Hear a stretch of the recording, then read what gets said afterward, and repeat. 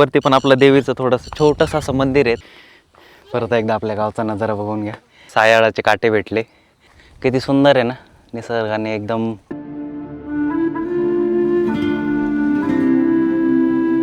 यावर्षी तरी थोडेसे आपल्याला याला फळं भेटतीलच.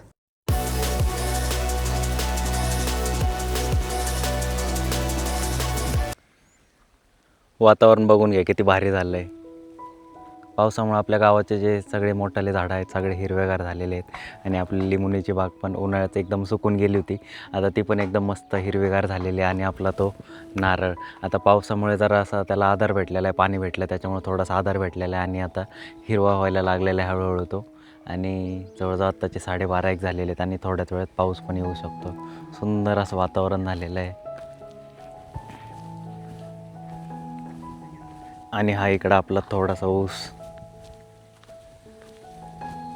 आणि आता आपण चाललो आहे खाली, आपला जो ओढा आहे ना तर तिकडं. तर जाता जाताच आपण आंबे लावले होते थोडेफार, तर आता चांगले झालेले आहेत. आणि इथं एक जांभळाचं झाड होतं, पण आता ते चळून गेलेलं आहे कारण की त्याला आहे ना उन्हाळ्यात पाणी बसलंच नाही बऱ्यापैकी. हे बघा एकदम वाळून असं गेलेलं आहे, एकदम कडक वाळून गेलं आहे ते.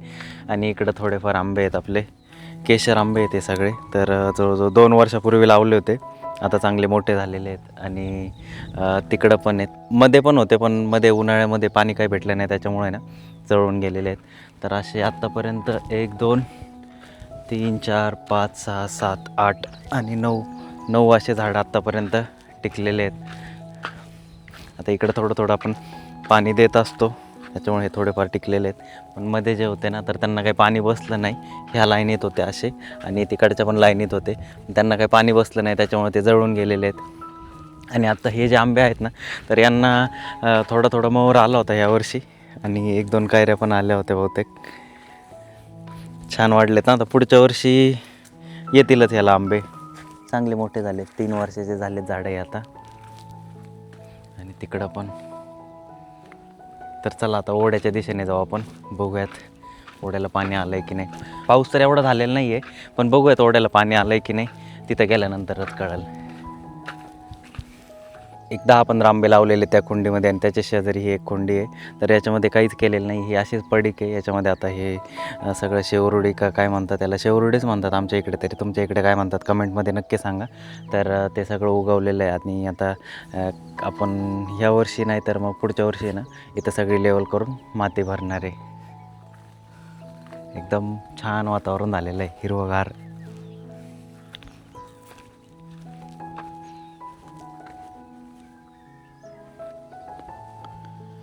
तर आता आलो आहे खाली वड्याजवळ आणि मला वाटलं होतं वड्याला पाणी असेल, पण पाऊस एवढा काही झालेला नाही आहे. आत्ता एक फक्त मध्ये 4-5 दिवसच पाऊस चांगला होऊन गेला आणि त्याच्यानंतर पाऊसच नाही. आणि वरती एक तिकडं छोटंसं तळं आहे त्या साईडला, तर तिकडं ओव्हरफ्लो झालं की मग हे आमच्या वड्याला पाणी येतं. हे आपलं रान, हा बोर आणि हे बांध इथं आणि लगेच खाली ओढा आहे. भारी वाटतं. पण पाणीच आलेलं नाही, ज्यावेळेस पाणी येईल ना तर त्यावेळेस मी पुन्हा एकदा दाखवण्यासाठी येईल तुम्हाला. तर चला आता वरती जाऊ, ओढ्याला तर काही पाणी नाही आहे. आणि मग बघू आजचा काय प्लॅन करायचा आहे. पोरं म्हणत आहेत साकळाईच्या देवीला जायचं आपल्या चिखली गावची, तर मग तिकडं जाऊन येऊयात. तर नमस्कार मित्रांनो, कशा आहात? मजेत ना? आणि शुभ दुपार. जवळजवळ आत्ताचे 12:30 वाजलेले आहेत आणि तुमचं पुन्हा एकदा स्वागत आहे आपल्या नवीन ब्लॉगमध्ये. आणि मागचा निसर्ग तुम्ही बघू शकता आणि मगाशी पण दाखवलाच मी. तर आपण आज जवळजवळ 1-1.5 महिन्यानंतर आपल्या चिखली या गावाला आलेलो आहोत. आणि मागचा ब्लॉग तुम्ही बघितलाच असेल, आपण चिकन पार्टी केली होती, आई होती, नंतर प्रतीक होता, नाना होते, भाऊ, अक्का. तर आपण चिंचच्या झाडाखाली मस्त असं चुलीवरती मेजवानी केली होती. तर तो ब्लॉग बघितला नसेल तर डिस्क्रिप्शन बॉक्समध्ये मी ती लिंक टाकतो, नक्की बघा. तर 1-1.5 महिन्यानंतर यायचं कारण असं होतं की आपल्याला मध्यंतरीच्या कालावधीमध्ये यायला काही टाईम भेटला नाही, कामं खूप होते त्याच्यामुळं. तर आपण 1-1.5 महिन्यानंतर आलो आहे आणि आत्ता आल्यानंतर पावसाचं सगळं मस्त वातावरण झालेलं आहे. आणि मध्ये 4-5 दिवस पाऊस पण चांगला पडून गेलेला आहे आणि हिरवंगार वातावरण झालेलं आहे. तर तेच बघण्यासाठी आपण आलो होतो. आणि थोडेफार आपले शेतातले कामं पण आहेत, तर ते पण करायचे आहेत आपल्याला. तर चला मग आज काय काय कामं करतो आहे आपण ते बघूयात. आणि कामं झाल्यानंतर थोडेफारच कामं आहेत, तर ते झाल्यानंतर आपली जी शेतजमीन आहे, नंतर मग वातावरण कसं झालेलं आहे गावाकडचं आणि गाव कसं आहे माझं, तर ते तुम्हाला दाखवणार आहे. तर कुठेही जाऊ नका आणि व्हिडिओ पूर्ण बघा. आणि आवडला तर लाईक, शेअर, सबस्क्राईब नक्कीच करा. सुंदर असं वातावरण झालेलं आहे सगळीकडं, ढगाळ वातावरण. आणि हेच ते चिंचचं झाड आपलं. तर तिथं आपण चिकनची पार्टी केली होती. आणि हे पण एक शेजारचं झाड आहे, दोन्ही झाडांच्या मधून आपला रस्ता आहे आणि इकडं ऊस. तर उन्हाळ्यामध्ये ना हे झाड एकदम सुकून गेलं होतं, तर एक 4-5 दिवसच पाऊस झाला तर त्याच्यामध्ये चांगलं हिरवगार होऊन गेलेलं आहे. म्हणजे बघा पाण्याचा किती फरक पडून जातो मोठ्या झाडांना सुद्धा. आणि इकडून असा नाला ठेवलेला आहे आपण, ज्यावेळेस आपलं वरतून डोंगरावरून पाणी येतं ना वाहून, तर या नाल्याने वाहत जातं. आणि जो आता आम्ही मगाशी ओढा दाखवला तर तिथं जाऊन मिळतं आहे. तर आता आलो आहे घरी आणि अक्काचं चाललं इकडं झाडून घ्यायचं काम. आणि आपला डॉगेश आणि भाऊ झोपलेले आहेत. तर आता वरती आलो आहे आणि आपले हे लिंबुनीचे झाडं 3 वर्षापूर्वी लावले होते. तर या रानात मध्ये कांदे होते, गावरान कांदे. तर ते पण तुम्हाला दाखवलंच होतं ब्लॉगमध्ये. या 3 कोंड्यामध्ये कांदे होते सगळे.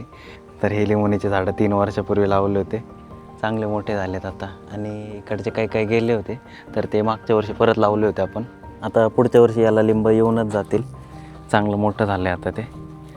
आणि इकडे हे मागच्या वर्षी लावलं होतं परत एकदा आपण, तर त्याला वाढायला आणखी 2 वर्ष तरी टाईम जाईल. असे जवळजवळ या कोंडीला 27 झाडं आहेत या कोंडीमध्ये छोट्याशा. आणि वरती पण इकडं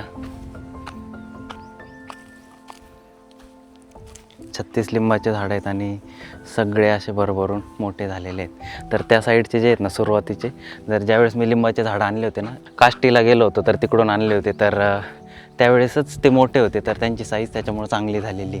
आणि बाकीचे थोडेसे छोटे होते तर त्याच्यामुळे त्यांना वाढायला टाईम लागला आहे.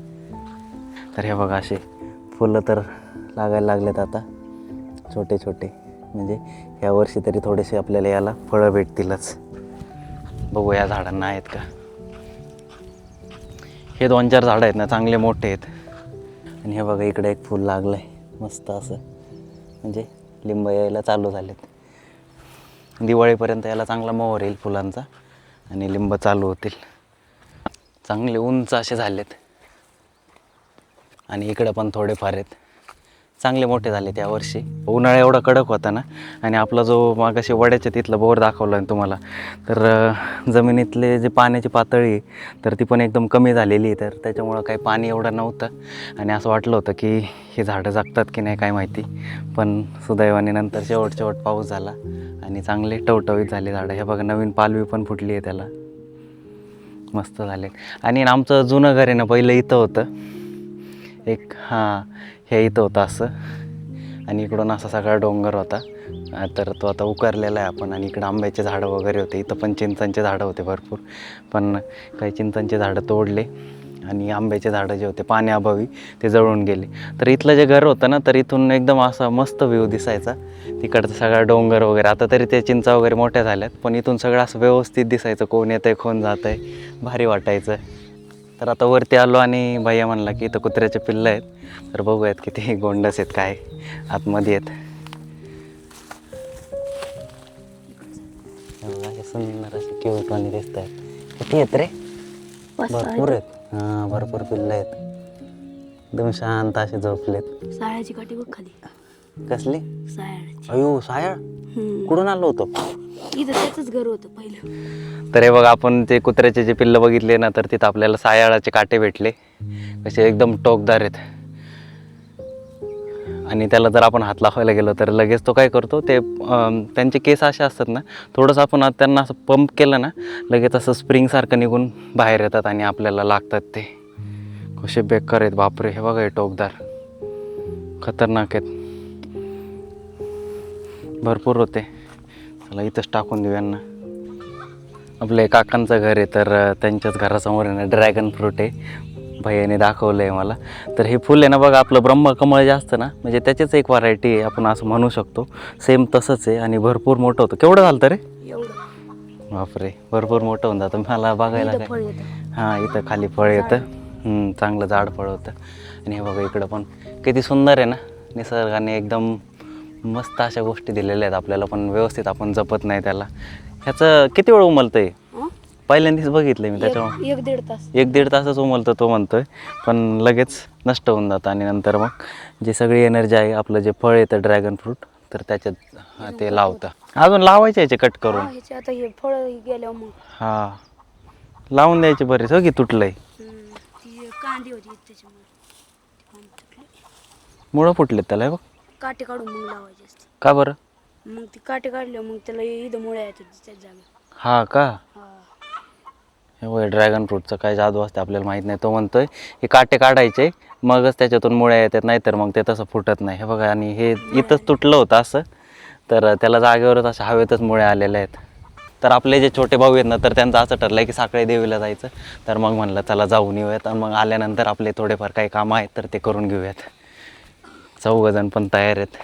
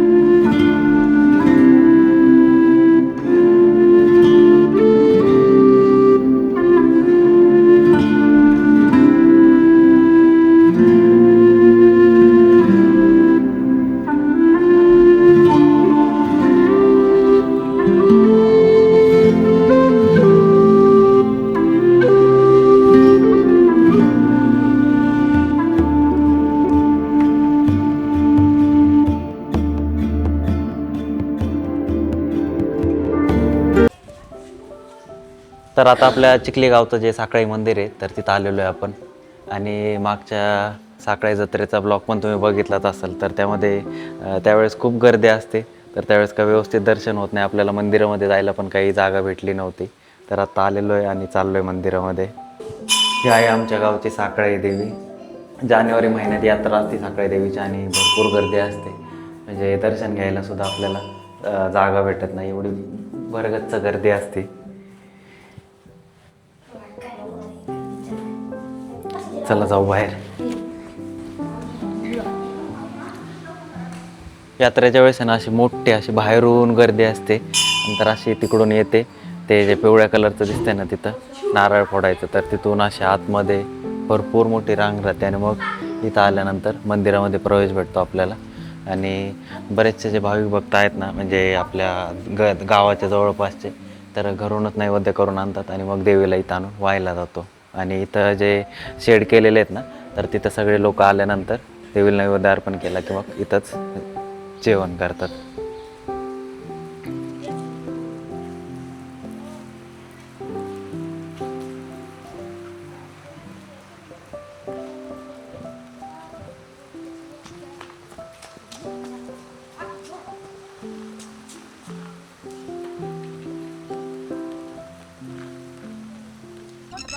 हे बघा, मस्त वातावरण झालं. आत्ताच थोडासा पाऊस होऊन गेला आणि आम्ही मंदिरामध्ये बसलो होतो. तर आता आम्हाला वरती जायची इच्छा होतीच. वरती पण आपलं देवीचं थोडंसं छोटंसं असं मंदिर आहे, तर तिथं जायची इच्छा होतीच. तर देवाच्या मनात होतंच की आज पोरांना वरती पाठवायचंच आहे, म्हणजे त्या मंदिराच्या तिथं. तर आता पाऊस थांबला आणि चाललो आहे आता वरती. बघूया तिथं गेल्यानंतर आपल्या गावचा नजारा कसा दिसतो. एकदम हाईटला आहे ते, बघू शकता तुम्ही. एकदम असं मस्त डोंगरावरती. आणि तिकडं आहे ना थोडंसं इकडून जायचं आहे. तिकडं थोडेसे मोर पण ओरडत आहेत बरं का, बघूया दिसले तर. पाऊस थांबला आणि चाललोय वरती, बघूयात कसा अनुभव राहतोय. फक्त काटे नाही पाहिजे नाही काशी, नाही ते चपलांमध्ये लगेच घुसते ना आपल्या. चला आता एकदम सरळ अशी स्ट्रेट चढाई चालू झालेली, खडी चढाई. हा, मस्त वातावरण झालंय बघा. इकडून आपलं असं गाव दिसतंय, पावसाळ्यात आपलं गाव असं दिसतं. आणि ते आपलं साखळाईचं मंदिर, आणि तिकडं खाली आपलं, ह्या इकडे आपलं गाव, आणि इकडे कोरेगाव. थोडा पाऊस चालू झालाय परत मित्रांनो. काय माहिती आपलं दर्शन होतंय की नाही, पण वर सुद्धा दमले.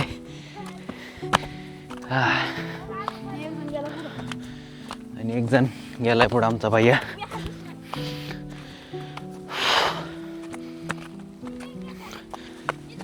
अरे कसले किडे आहेत काय माहिती.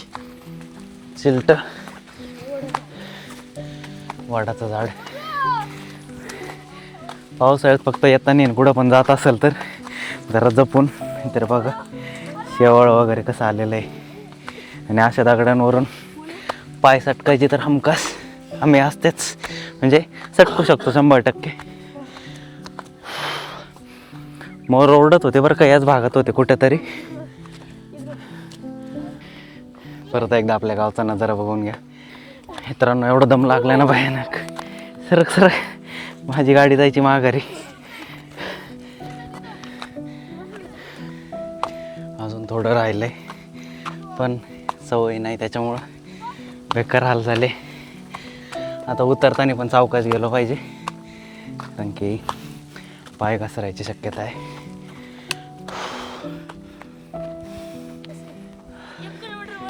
भरपूर उंच आहे, दिसताना वाटतं थोडंसं पण चढताना कळतंय की किती मेहनत लागते. बघा पोहोचलो शेवटी.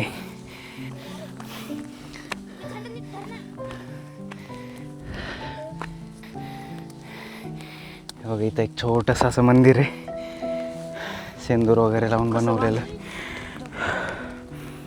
आणि इथून आपल्या गावचा नजारा एकदम परफेक्ट झाला आहे. आता ज्यावेळेस साखळ्याची जत्रा असते ना, लोक तिथं पण दर्शन येतात आणि इकडं वरती पण येतात. पण त्यावेळेस काही काहीच लोक, थोडे जास्त सगळे नाही, पण त्यावेळेस आहे ना सगळं भकासाचं वातावरण झालेलं राहतं आणि थंडी असते. म्हणजे जानेवारी महिना असतो, नाही तर फेब्रुवारीचा स्टार्टिंग असते. सगळेच लोक येत नाही पण बऱ्यापैकी येतात. आणि ज्यावेळेस पण तुम्ही येताल तर नक्कीच या मंदिराला, वरच्या मंदिराला व्हिजिट करा. एक चांगल्या प्रकारची ट्रेकिंग होऊन जाईल तुमची. आणि पावसाळ्यात जर आले तर अतिउत्तम, नक्कीच येऊ शकता तुम्ही. आणि पावसाळ्यात अशा गोष्टींचा आनंद घेतलाच पाहिजे. आणि थोडा थोडा पाऊस पण चालू झालेला आहे. कुठल्या आता ही नेमकी कुठून कुठली? म्हणजे इकडून इकडं इकडून इकडं. आणि मला तिकडं जायचं असेल मग.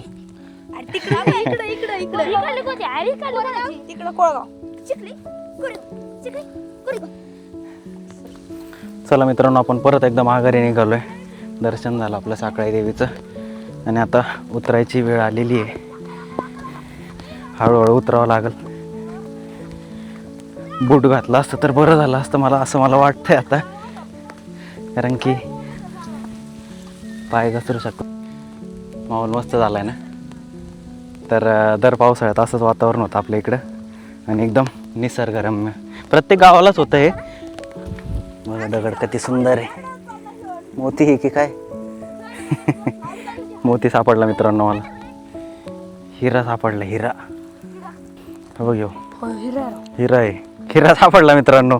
नशीब बघा साखळायचे नाही ते नाही, हा हिरा आहे.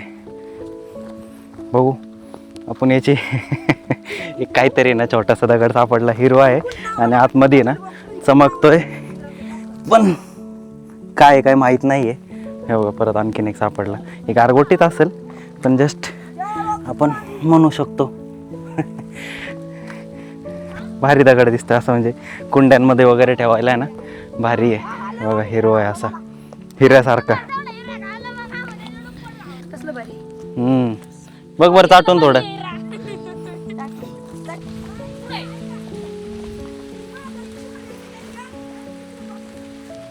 हळूहळू उतरा रे आता.